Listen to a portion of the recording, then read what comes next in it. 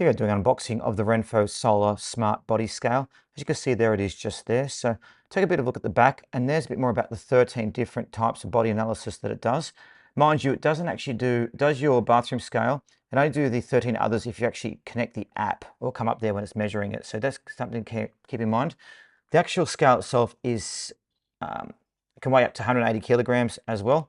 Now we pop it out there and have a look at it, and it weighs 800 grams itself. So there is a scale just there. Doesn't that look really, really nice? Now, I'm going to take it out. Look, now you've got the solar panel just there at the top. So we take that part off, and there's a solar panel just there in the middle that we use to charge it. Great thing is you can charge this indoor as well as outdoor, which I think is quite fantastic.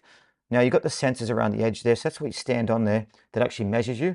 So it's got 4 high sensitive electrodes built into it, and under it, it's got 4 precise weight measurements as well under each of those silver nodes there.